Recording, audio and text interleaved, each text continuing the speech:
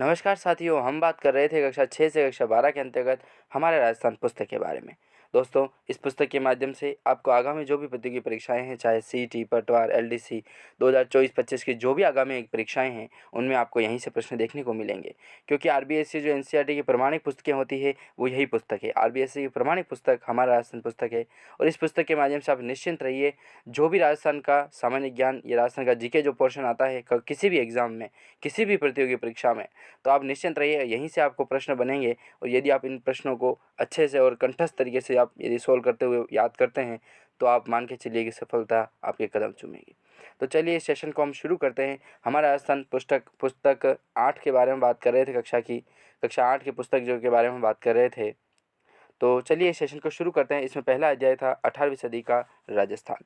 इसके बारे में हमने विस्तृत तरीके से बात कर ली थी, जिसमें से हमने 10 क्वेश्चन तक हमने सोल्व किए थे। 11वें प्रश्न से आज हम इसको निरंतर अग्रसर करते हैं। तो चलिए इस सेशन को शुरू करते हैं और सहयोग आपका रखिएगा। चलिए, तो पहला प्रश्न आता है, किस की उदासीनता व निर्णय में अस्पष्टता हुडा सम्मेलन की रणनीति को असफल बना दिया था? तो वो थे आमेर के शासक सवाई जय सिंह। ठीक है दोस्तों, ये जो क्वेश्चंस हैं ये आपके मोबाइल में होने वाले हैं, ताकि आपके समय की बर्बादी नहीं होगी। और यदि आप ये पीडीएफ जो है, ये पीडीएफ मेरे पास 350 प्रश्नों की पीडीएफ है। यदि आप ये पीडीएफ प्राप्त करना चाहते हैं, तो आप हमारा टेलीग्राम चैनल है, चाहे व्हाट्सएप ग्रुप है, कुछ भी आप इन माध्यमों को आप ऐड करिए और उसके माध्यम से आप इन पीडीएफ को प्राप्त कर सकते हैं। हम यदि आप चाहें तो नोट्स अवेलेबल हमने कर रखे हैं हमारे ऐप के माध्यम पर। तो इस तरीके से आप अपना ऐप भी डाउनलोड कर सकते हैं, जिसका लिंक मैंने आपको डिस्क्रिप्शन में प्रोवाइड करा रखा है। तो जाइए वहां से इंस्टॉल कीजिए और उस ऐप का सर्वाधिक लाभ लीजिए। आगामी प्रतियोगी परीक्षाओं की हमने टेस्ट सीरीज़ भी चलाई है। कुछ टेस्ट सीरीज़ हमने फ्री रखी हुई है, कुछ टेस्ट सीरीज़ पेड है, लेकिन वो बहुत ही कम पैसों में लगाई हुई है। तो जाइए उसको आप परचेज़ कीजिए, क्योंकि दोस्तों इन चीज़ों के लिए खर्चा भी बहुत होता है, बहुत कुछ मैनेज करना पड़ता है। टाइपिंग वाला हो गया, कंटेंट वाला हो गया, तो थोड़ा कुछ उसको मैनेज करने के लिए हमने कम से कम प्राइस रखी है। हमने सीईटी 12th और ग्रेजुएशन के भी 10 मॉडल पेपर हमने निकाले थे, 10 टेस्ट सीरीज, और वो भी मात्र 10 रुपये में निकाले थे। और यदि आप कहेंगे, यदि भारी डिमांड रहेगी बच्चों की, यदि आप चाहेंगे तो हम उसको फ्री भी कर सकते हैं, क्योंकि आपका सहयोग ही हमारा प्रथम लक्ष्य है। क्योंकि हम चाहते हैं कि अब शिक्षा आपके द्वार पर होनी चाहिए। चलिए फालतू बातें नहीं करते हैं, चलिए सेशन में वापस जुड़ते हैं। 12वां महत्वपूर्ण प्रश्न आता है कि पेशवा बाजीराव ने अपनी माता को राजस्थान में तीर्थ यात्रा पर कब भेजा था? तो वो भेजा गया था 1735 में। माता राधाबाई जो थी उनको भेजा गया था।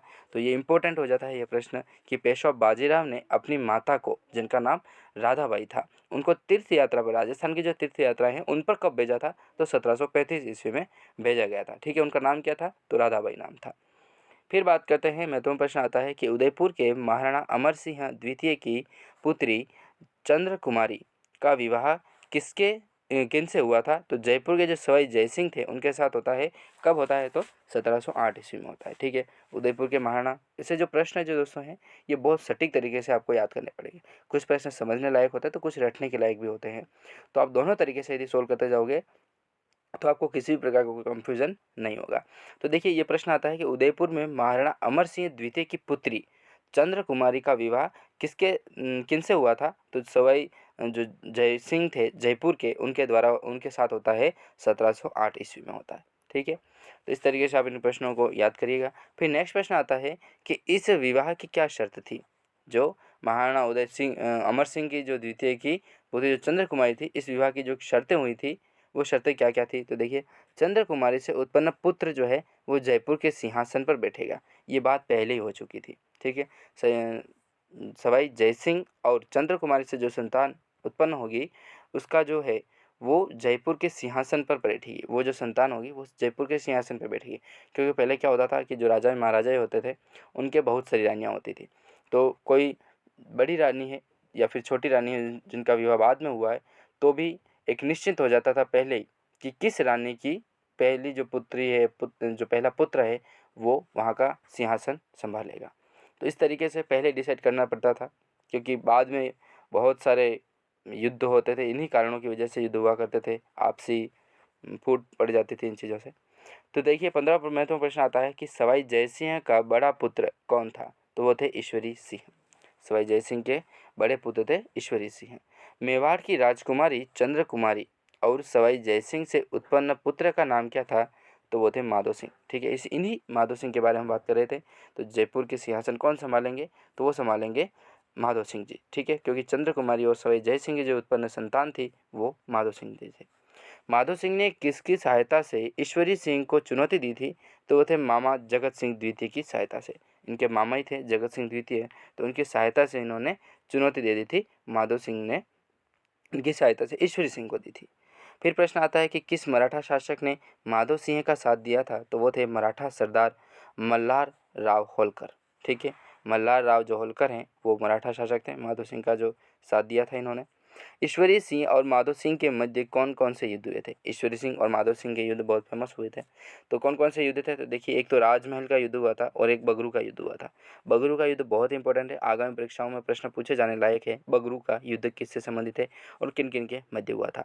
तो ये होता है ईश्वरी सिंह और माधव सिंह के मध्य होता है। फिर महत्वपूर्ण प्रश्न आता है इसी कड़ी में, जो अंतिम प्रश्न रहेगा आज का, वो है किसकी कुटिलता के कारण सूर्य सिंह को आत्महत्या करनी पड़ी थी? तो वो थे सेनापति हरगोविंद नाटानी। नाटानी जो थे, किसकी कुटिलता के कारण सूर्य सिंह को आत्महत्या करनी पड़ी थी? तो वो थे सेनापति हरगोविंद नाटानी के द्वारा।